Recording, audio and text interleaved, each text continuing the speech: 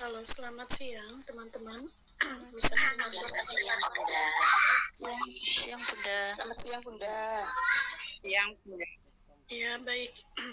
Izin ya, saya baru masuk walaupun sudah bergabung dari tadi karena baru selesai perkuliahan juga barusan jam 12.45, hampir jam 1.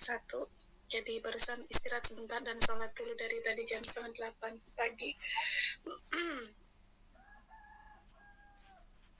Warahmatullahi wabarakatuh. Selamat siang teman-teman semuanya. Salam sehat selalu, salam semangat untuk kita semuanya. Yang saya hormati dan saya banggakan teman-teman yang tergabung dalam kelas 6C. Alhamdulillah siang hari ini bisa bertemu kembali ya. Kemarin juga mendadak saya tidak jadi masuk ya, begitu tahu kan ini karena luar biasa nyaris tidak sempat. Itu saya masih memprioritaskan tugas di kampus ini dan di kampus saya begitu kuliah ya begitu. Jadi mohon maaf dan sudah saya tautkan barusan satu folder. Kita mulai saja untuk materi kita masuk di penanganan ABK-nya tunagrahita ya. Sudah dibuka di labelnya, ada di Google Drive.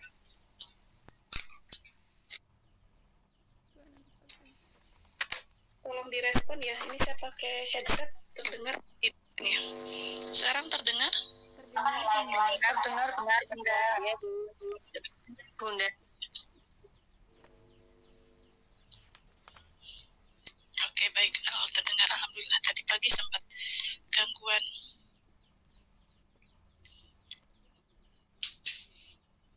Ya, teman-teman, mari kita mulai siang hari ini. Suaranya kecil sekali Bunda Mila. Suaranya kecil sekali. Ini sudah besar? Masih juga kecil, Bu? Masih kecil juga. Kecil Bunda.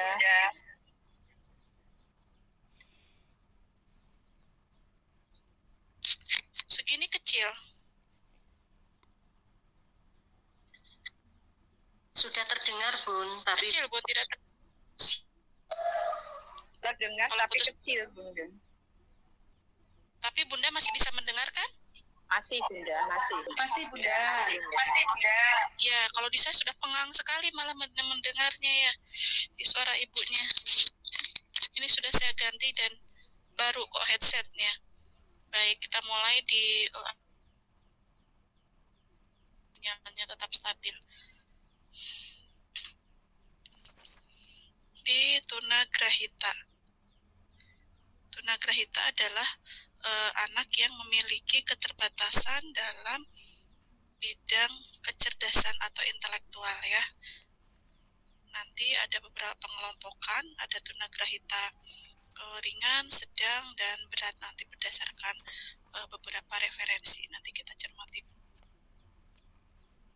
tunagrahita dari mulai konsepnya teman-teman, dan bunda-bunda bisa mencermati. Jadi tunagrahita itu adalah anak yang secara nyata mengalami mengalami gangguan, mengalami hambatan gitu ya, ataupun keterbelakangan ya dalam perkembangan intelektualnya, dan itu adalah jauh di bawah rata-rata kita pada umumnya ya gitu. Kita yang sudah bunda-bunda kita semuanya yang sudah melampaui S1 itu tingkat intelektualnya ada di range rata-rata usianya begitu ya, rata-rata individu normal. Nah, maka yang dinamakan tunagrahita adalah individu atau anak yang secara nyata memiliki tingkat kognitif atau tingkat kemampuan intelektual jauh di atau di bawah rata-rata ya, tidak, karena nanti yang dekat pun bisa masuk di tunagrahita ringan gitu. Nah,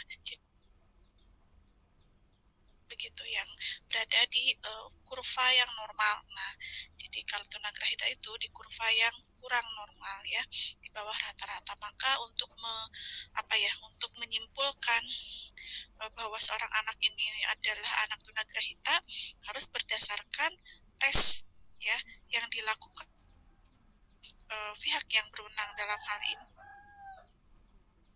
yang melakukan tes kecerdasan atau tes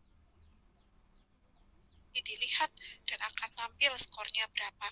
Jika berada dalam range 90 ya, koma sekian sampai 110, maka kita termasuk di dalam kategori yang rata-rata gitu.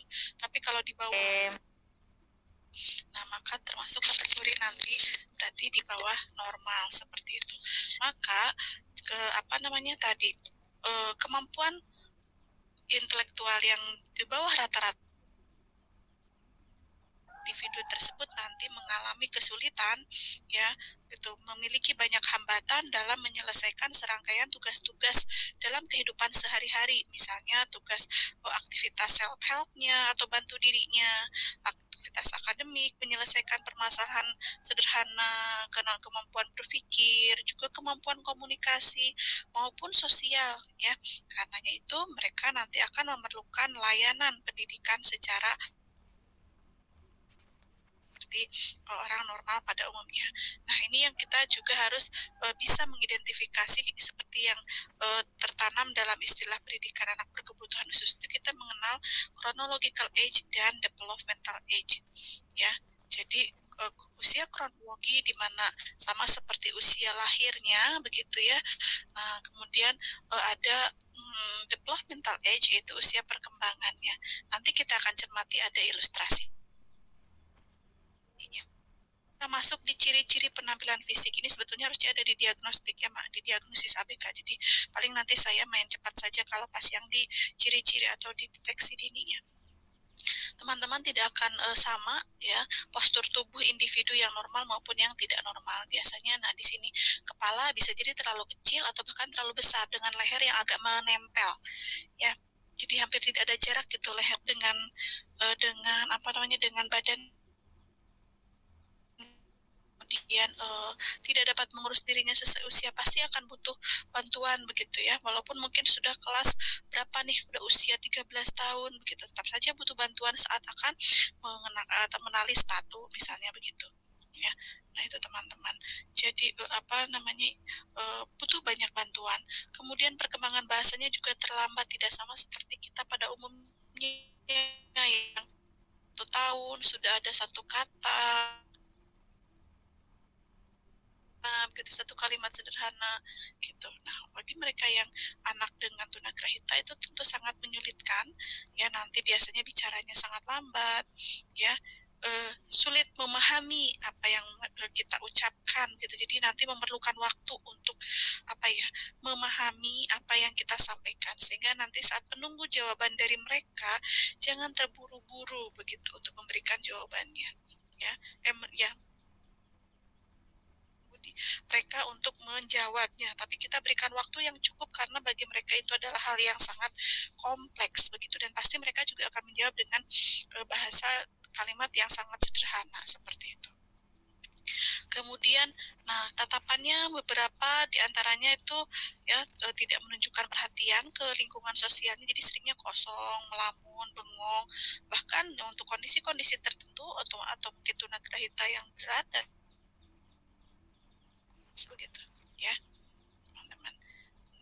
Nah ini tadi ya berdasarkan kapasitas intelektual ya, ada banyak pengelompokan berdasarkan para ahlinya ini secara umum ya, berdasarkan kapasitas intelektual atau skor IQ. Nah maka ya ada beberapa kategori tunagrahita.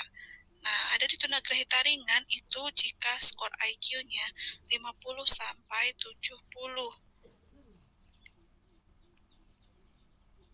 Itu sebetulnya di bawah rata-rata ya, gitu, ringan ya, di bawah rata-rata slow learner misalnya mengikuti kita tapi lama sekali gitu ya, gitu teman-teman. Kemudian ada yang tunagrahita sedang, IQ 35 sampai 50, ada yang berat 20 sampai 35 seperti itu, dan sangat berat, dan biasanya ini juga kemampuan bertahan hidupnya biasanya lebih sebentar gitu, karena memang kan untuk menunjang aktivitas kehidupannya diperlukan kapasitas intelektual gitu ya. Nah kemudian berikutnya klasifikasinya berdasarkan kemampuan akademik, maka ada tunagrahita yang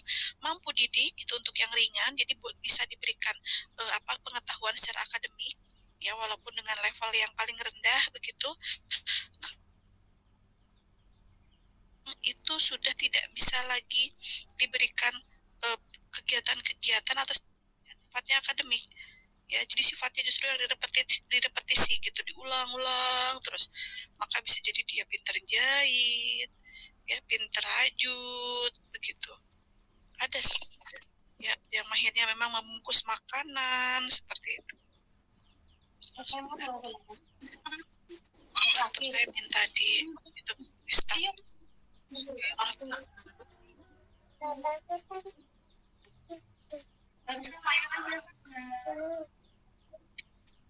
Mic-nya siapa itu? Mohon boleh dikondisikan.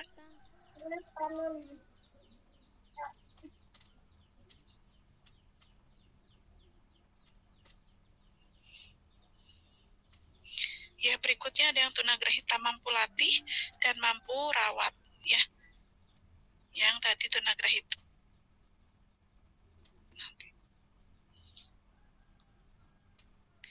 Bu, saya minta dibantu dibacakan, Bu, biar saya tidak meninabobokan Ibu dan teman-teman semuanya. Oh ya. Silakan. 3. Klarifikasi kemampuannya mandiri di masyarakat. Tunagrahita ringan, tingkat kecerdasan atau IQ mereka berkisar 50-70. Dalam penyesuaian sosial maupun bergaul, mampu menyesuaikan diri pada lingkungan sosial yang lebih luas dan mampu melakukan pekerjaan setingkat semi terampil.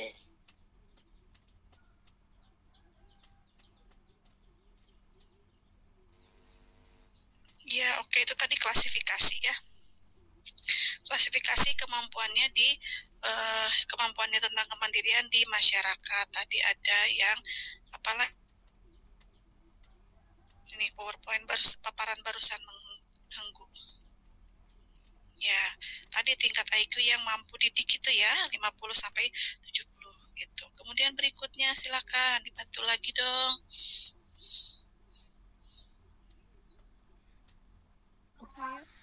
Silakan. Ya, langsung lanjut yuk. Ya, silakan Bun. Saya bacakan ya Bunda. Langsung lanjut. Tunagrahita sedang tingkat kecerdasan IQ mereka berkisar antara 30-50. Mampu melakukan keterampilan mengurus diri sendiri self-help. Mampu mengadakan adaptasi sosial di lingkungan terdekat dan mampu mengerjakan pekerjaan rutin yang perlu pengawasan atau bekerja di tempat kerja terlindungi, seperti workshop. Tunagrahita berat dan sangat berat. Mereka sepanjang hidupnya selalu tergantung bantuan dan perawatan orang. Ya, baik. Nah, di tunagrahita sedang tadi yang dimaksud ya, artinya dia sudah bisa sebetulnya beradaptasi. Ya, walaupun dia tidak bisa mengikuti perkembangan dunianya, tapi paling tidak dia sudah bisa beradaptasi dengan kemampuan yang dia miliki gitu. Ya, jadi sepanjang hidupnya nanti akan terus juga bergantung pada orang lain ya, dibantu terus gitu.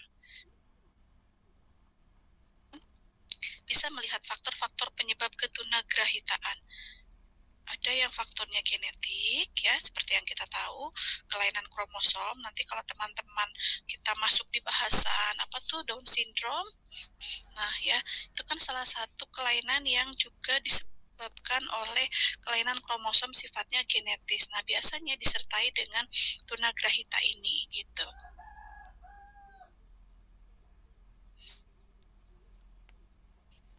Baik, itu di faktor penyebab ketunagrahitaan yang sifatnya genetis, ada juga di gangguan metabolisme dan gizi. Jadi anak-anak yang selama masa kehamilan ya itu sedang membutuhkan banyak nutrisi baik mikro dan makronutrien, kemudian mungkin kondisi kesehatan ibu seperti itu yang harusnya terpenuhi, terlindungi kondisi-kondisi tertentu yang tidak memungkinkan, maka bisa sangat berpengaruh terhadap penurunan kognitif anaknya gitu. Meskipun temuan-temuan penelitian belum menunjukkan bahwa penurunan tingkat kognitif ini tidak akan sampai di 10 poin begitu ya. Jadi memang ketika gangguan kognitif ini atau tunagrahita ini kemungkinan ya akhirnya tidak serta merta usia kemarin itu normal kok Bunda, bisa semuanya. IQ-nya 100 tiba-tiba 80 tidak akan mungkin ya, atau tidak akan misalnya jadi dari 90 jadi 70 itu juga tidak akan mungkin gitu ya, kecuali memang gangguan kerusakan otak yang mungkin disebabkan cedera yang sangat berat sekali ya, itu juga belum pernah menemukan kasus seperti itu ya. Jadi gangguan metabolisme gizi itu sudah sangat penting. Maka kalau di mulai menyiapkan bibit bobot bebek itu ya, teman-teman nanti sebagai ya guru PAUD begitu ya, guru profesional atau menjadi seorang ibu, bagaimana memastikan gizi anak ini terutama di masa perkembangan otaknya di trimester pertama ya. Nah, mikro makronutriennya bisa terpenuhi seperti itu. Ada juga infeksi dan keracunan ya, nanti ini di lebih lanjut ya, terjangkitnya penyakit-penyakit selama janin ya, selama masih dalam kandungan. Berarti ini dari janinnya sendiri. Begitu tadi seperti yang saya sampaikan, tidak akan mungkin sakit yang tadinya IQ-nya 90 jadi 60 begitu. Ya kecuali memang tadi cedera begitu ya, dan kondisi-kondisi khusus begitu. Atau mungkin ini trauma itu ya, termasuk kecelakaan ya, itu dan zat radioaktif gitu.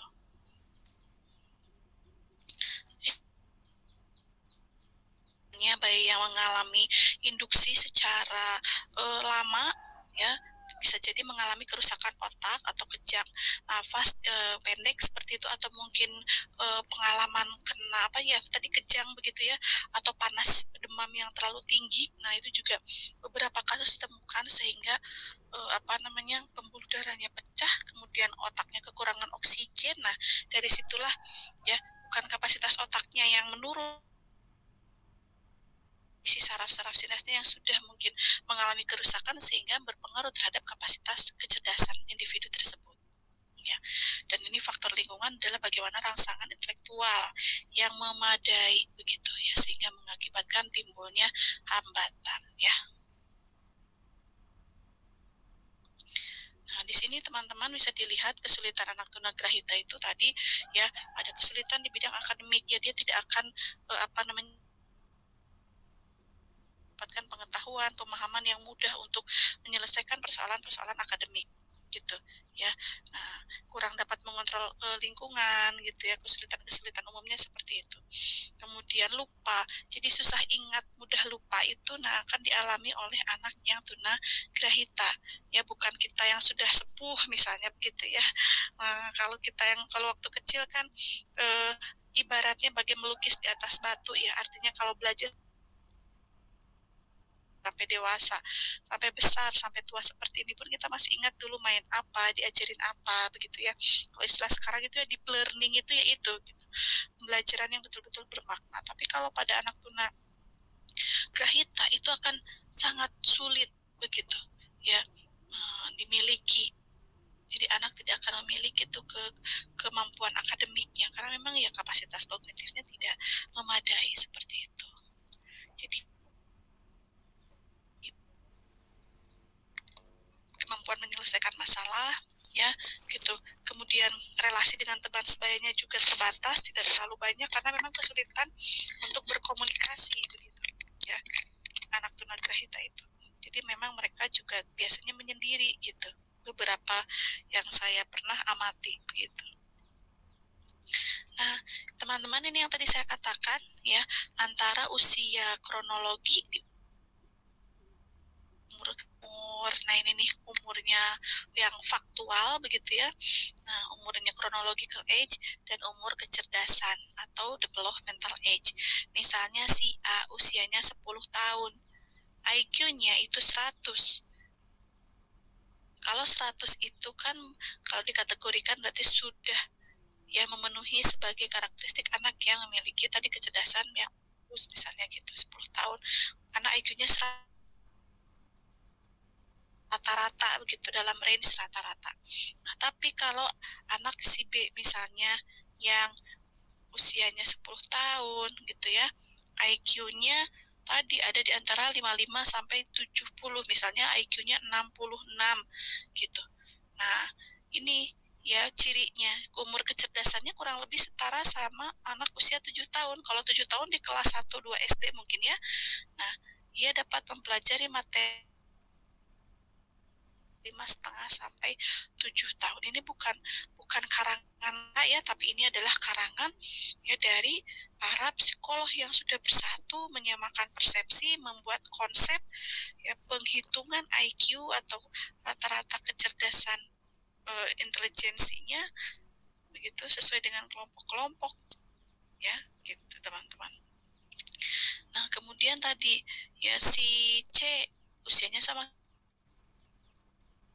lagi, IQ-nya cuma 40 sampai 55. Nah, itu juga wah kesulitan sama sekali, bisa jadi itu yang sedang yang hanya bisa dilatih ya.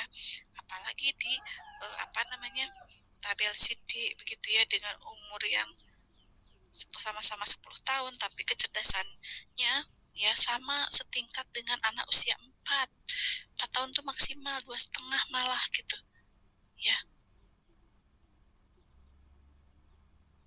Pembelajaran atau tugas anak di usia 4 tahun tersebut ya. Nah maka walaupun 10 tahun tapi karena kronologi kerja 10 tahun karena perkembangannya tadi IQ-nya ada di berapa tuh 25 sampai 40 misalnya, ada di kategori 32 ya, hanya itu saja yang bisa dilakukannya seperti itu ya. Si E yang 10 tahun ya IQ-nya 25 ke bawah, apalagi itu ya dia hanya dapat mempelajari materi pembelajaran atau tugas perkembangan di usia 2,5 tahun, dan ini biasanya ya tidak akan bertahan lama seperti itu, karena masuk kategori debil maupun imbisil. Nah, berikutnya yang inti kita masuk di sini bagaimana penata laksanaan tujuan pendidikan anak tunagrahita. Teman-teman, kayaknya kalau yang main sosial media komunitas seorang pengusaha kuliner yang mengambil karyawannya yang anak berkebutuhan khusus semuanya. Ada yang muncul di FYP itu? Ada tidak? Ada bunda. Nah, daerah mana? Daerah Jogja ya? Jogja atau Jawa Barat kayaknya Bun. Ya, jadi harap sabar katanya. Berkebutuhan. Iya, ada Down syndrome. Itu Down syndrome itu kan sudah jadi kita dilayani oleh anak-anak yang Down syndrome ya, yang berkebutuhan khusus itu ya. Jadi mungkin diberi pengarahan sebelumnya, para customer yang datang itu diberi disclaimer dulu, pengumuman dulu bahwa yang melayani itu adalah anak-anak yang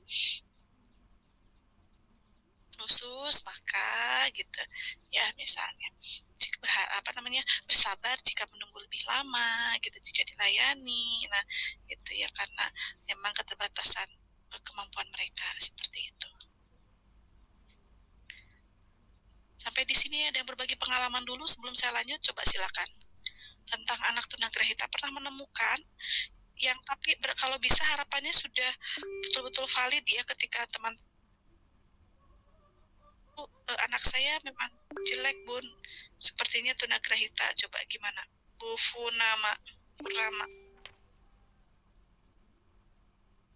Ya bunda, ini tetangga saya bunda punya anak yang tunagrahita. Jadi masih kecil itu anaknya itu kalau kita memang dari segi fisiknya sudah kelihatan ya bunda ya.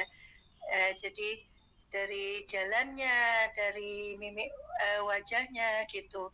Untungnya itu makin bertambah usianya itu orang tuanya itu tidak membiarkan anaknya tuh di rumah saja dibiarkan gitu tuh enggak bunda. Jadi dimasukkan ke sekolah yang khusus, memang anak yang berkebutuhan khusus gitu. Yang biasanya anaknya itu kalau ketemu orang tuh ngamuk bunda. Kalau ditegur itu Mbak gitu langsung ngamuk, nggak mau nggak mau ditegur. Terus kalau dipegang pun dia marah. Kalau lihat orang itu tanpa sebab apa-apa langsung marah, kalau nggak dikejar bunda gitu.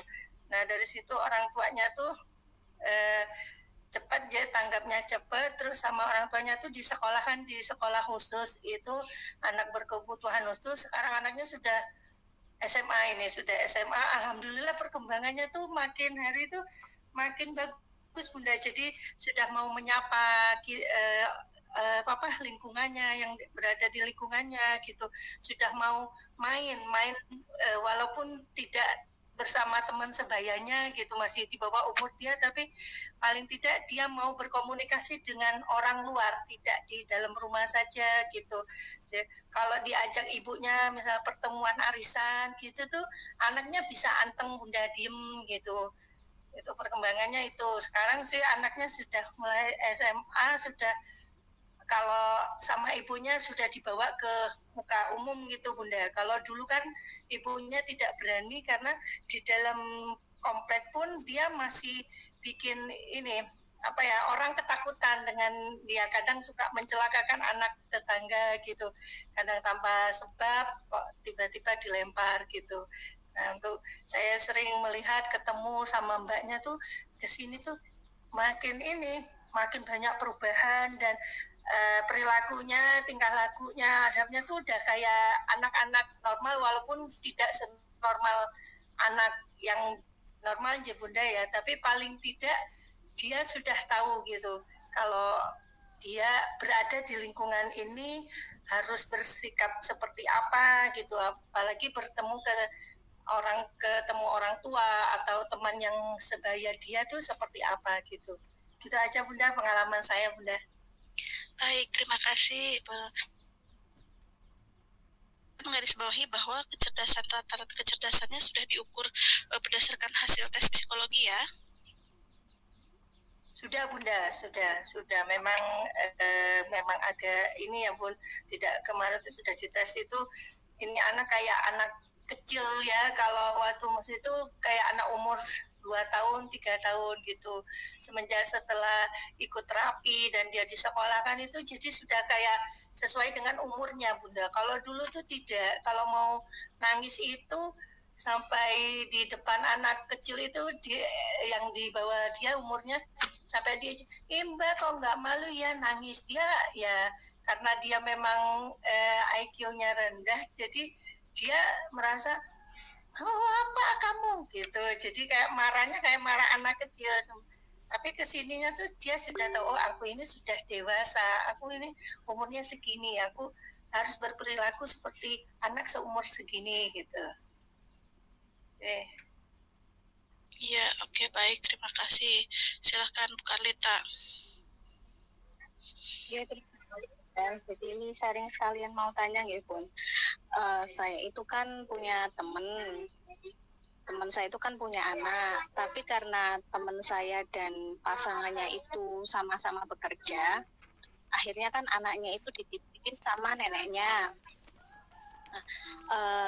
Seperti yang sering terjadi itu kan biasanya kalau misal anak dititipin neneknya itu kan neneknya lebih yang penting pokoknya anaknya diem gitu nih Bun.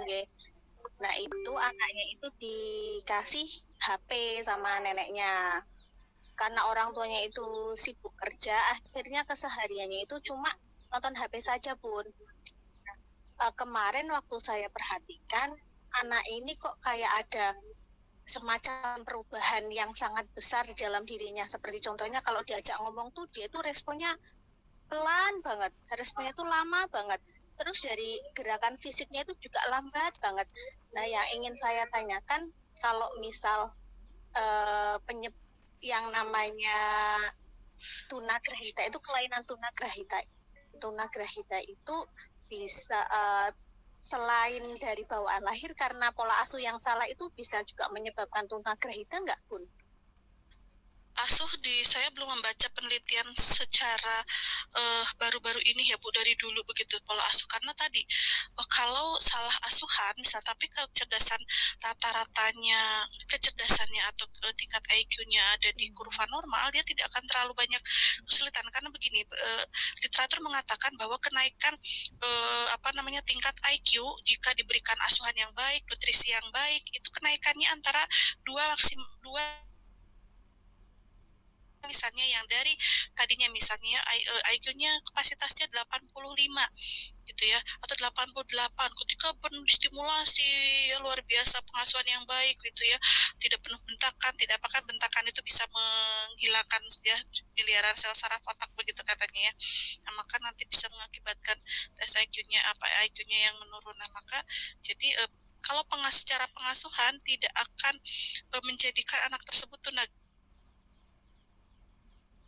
menyampaikan seperti itu. Namun ketika salah pengasuhan tadi, ketika pengasuhan itu penuh dengan tekanan, bentakan, tidak memberikan ruang yang cukup kepada anak, itu nanti anak akan merasa tidak percaya diri ya gitu, tidak berani mencoba, konsep dirinya menjadi negatif begitu. Nah, ada hal-hal seperti itu yang mungkin memicu artinya tadi perkembangan emosinya itu yang ya, tapi tidak menjadikan anak itu kayak pengasuhan yang salah jadi anak tunagrahita begitu. Saya belum pernah mendengar itu begitu ya Ibu. Oke, mungkin kalau lebih jelasnya bisa tes IQ gitu ya Bu ya. Iya. Kita tahu nggih. Iya, betul. Itu masih sebatas normal atau enggak gitu ya. Gitu.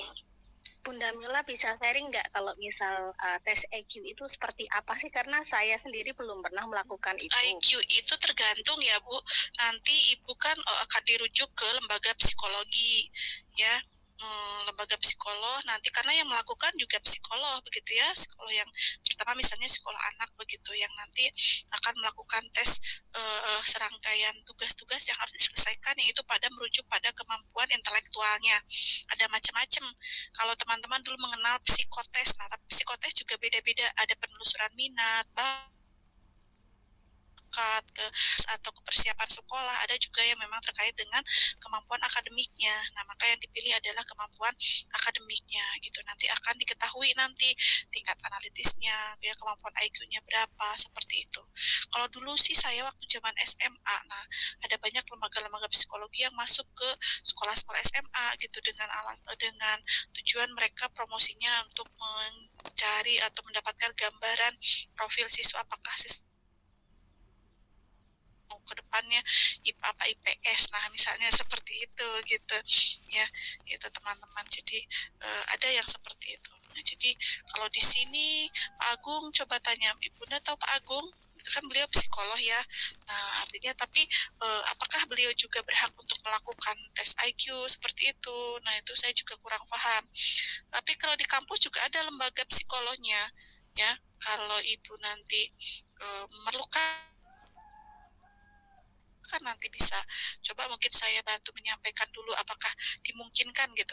Kalau saya dulu pernah menggunakan jasanya untuk jasa lembaga psikologi di kampus itu untuk melakukan tes kreativitas. Nah, karena ada berbagai macam tes ya. Jadi untuk mengukur kreativitas itu sejatinya sebetulnya malah dibutuhkannya tes yang betul-betul sangat valid begitu alat ukurnya. Nah, alat ukurnya saya tidak menyusun sendiri tapi mengadaptasi kreativitasnya, namanya tes kreativitas figural gitu. Nah, nanti anak akan diberikan serangkaian tugas ya, melakukan misalnya menggambar dan sebagainya, kemudian nanti dihitung, dilihat. Nah, oh ini kreativitasnya bagus, oh ini kreativitasnya ya biasa, misalnya seperti itu ya. Baik, saya lanjutkan, ternyata sudah lebih 46, jadi kita main cepat saja ya. Bagaimana pendidikannya? Nah, yang paling penting itu life skill-nya terutama pasti akan bergantung pada orang lain. Maka ya hal yang pertama kali harus dilakukan itu adalah bagaimana memberikan stimulasi pada keterampilan hidup, aktivitas bantu diri seperti ya makan, minum, ganti baju ya begitu, buang air kecil sendiri gitu. Untuk tunagrahita ringan masih bisa dilakukan karena dia masih mampu didik. Tapi kalau yang sudah mampu latih dan bahkan yang lebih berat lagi itu akan sangat kesulitan ya, bisa jadi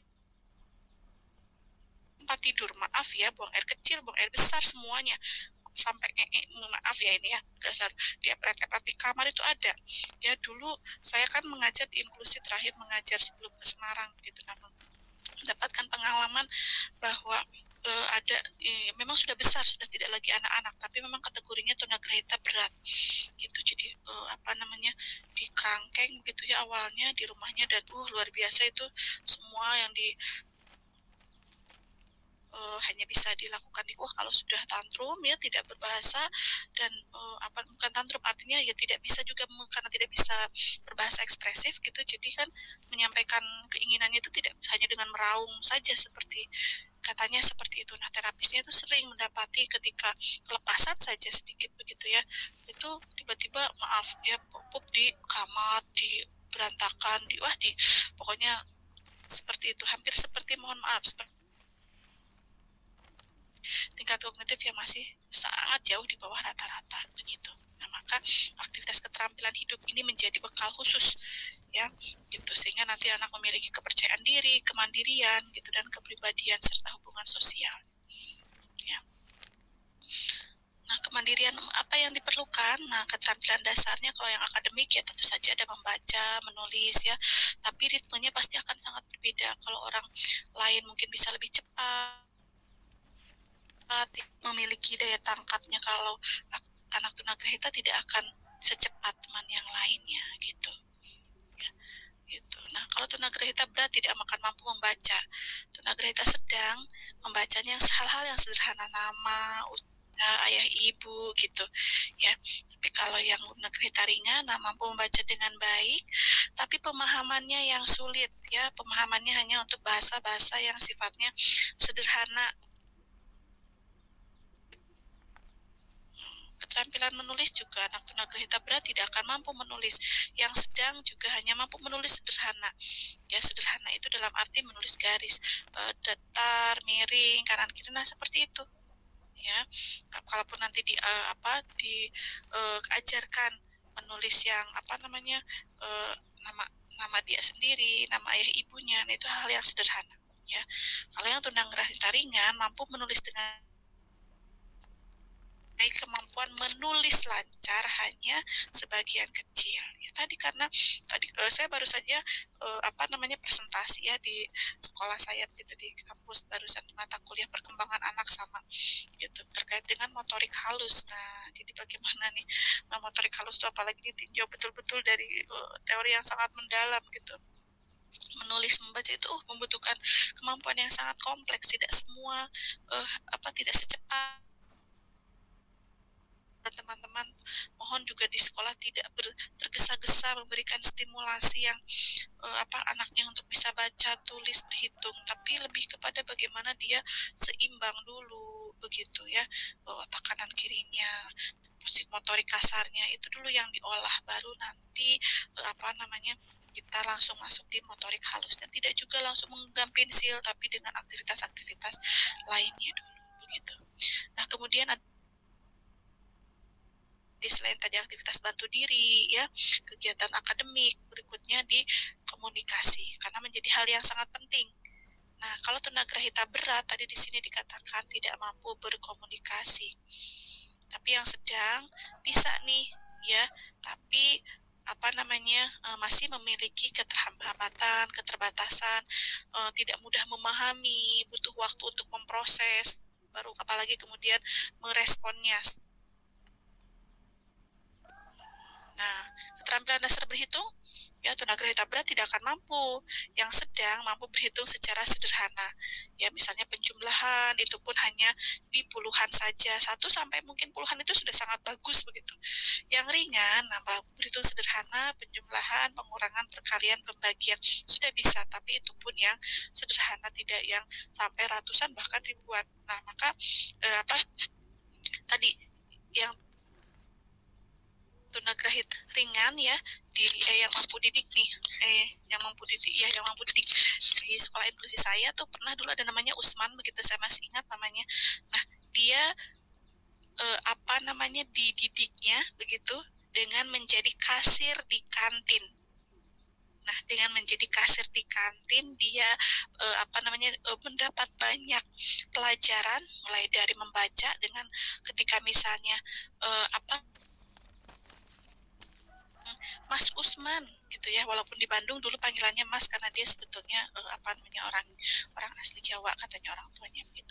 Usman namanya, Mas Usman beli ini misalnya ya, entah beli buku, entah beli snack, entah beli coklat atau permen, dan tidak terlalu banyak di kantin kami sekolah itu, dan ragam itu selalu sama. Nah, itu untuk mempermudah bagi mereka, jadi mereka mengidentifikasi untuk membaca dari karakteristik itu, misalnya masuk apa nih, biskuit ya, ya ini buah, ya ini minuman, dan harganya juga tidak terlalu jomplang perbedaannya, antara 1.000 sampai 5.000 begitu ya. Misalnya untuk permen yang kecil ini 1.000 ya, 1.000, dan terus kemudian ada peraturannya gitu ya, untuk apa, untuk tidak membuat Usman tersebut bingung gitu. Jadi kalau beli tidak boleh banyak-banyak supaya dia, saya beli biskuit satu harganya 2.000 ya, sama belinya satu lagi minuman juga satu, belinya satu misalnya 1.000, jadi berapanya dia akan menjumlahkannya gitu ya. 1.000 tambah 2.000 tuh dia tulis di buku tulis gitu ya, dijumlahkan dulu 1.000 0 begitu. Kita menunggu ya, jadi kantinnya memang tidak terbuka untuk anak-anak, salah satunya memiliki tunagrahita diberikan keterampilan tersebut begitu ya. Nah, kita pun jadi berlatih sabar ya. Artinya bagi Usman tersebut keterampilan hidup yang dilatihnya adalah bagaimana dia bisa memecahkan masalah sederhana ya, berhitung sederhana begitu gitu teman-teman ya, dan keterampilan komunikasi gitu ya.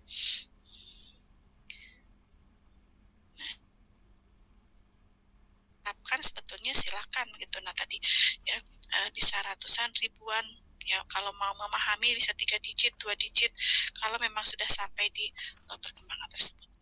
Berikutnya ada di perkembangan atau keterampilan perilaku adaptif. Ini tadi terkait dengan keterampilan hidup ya, toiletry-nya, membersihkan mulut. Maaf karena yang tunagrahita sedang apalagi itu kadang suka ngeces begitu ya. Begitupun anak tunagrahita misalnya di usia perkembangannya ini jauh di atas rata-rata kita, tetapi perkembangan biologisnya ya, perkembangan kematangan biologis reproduksi itu sangat normal, sama seperti biasanya. Anak laki-laki akan mengalami masturbasi, begitupun anak perempuan akan mengalami menstruasi. Jadi saya pernah juga menemukan ya, namanya siapa tuh, Miss Mila siapa ya, bukan Justin ya namanya apa ya, saya lupa siapa, Steven, maaf. Nah Steven anak autis tapi juga ada tunagrahita. Nah dia sedang main di ruang sensor integrasi saat itu. Nah karena usianya sudah matang, ketemu sama anak tunagrahita yang sangat cantik. Nah itu kelirunya terapis menggabungkan, biasanya kan terpisah begitu. Nah sampai Steven itu masturbasi di ruang sensor integrasi karena melihat kaosnya siapa namanya, saya lupa karena tidak banyak terlibat. Kalau sama anak perempuan itu memang sangat cantik untuk anak perempuan Bandung begitu yang putih, tapi masya Allah ya diberikan keistimewaan tunagrahita gitu. Nah begitupun mengajarkan anak perempuannya, jadi ya ketika menstruasi ya dilatihkan cara memakai pembalut, cara cebok bagi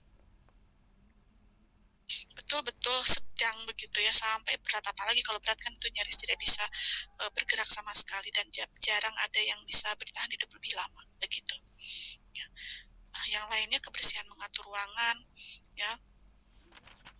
Kemudian apalagi nih, tinggal 4 menit lagi nggak berasa ya.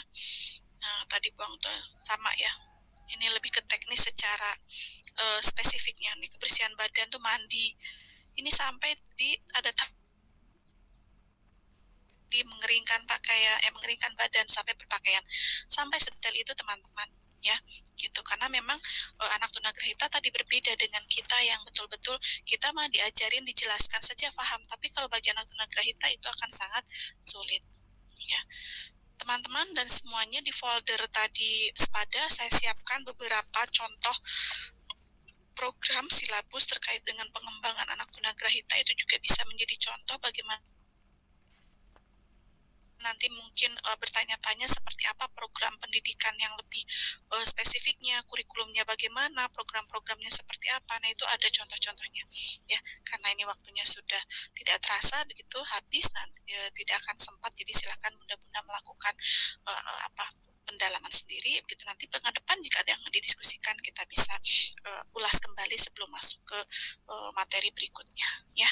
Seperti itu, dan tidak terasa sudah jam 2. Ada mata kuliah berikutnya lagi dan harus masuk ke room meetingnya. Terima kasih, saya akhiri. Assalamualaikum warahmatullahi wabarakatuh.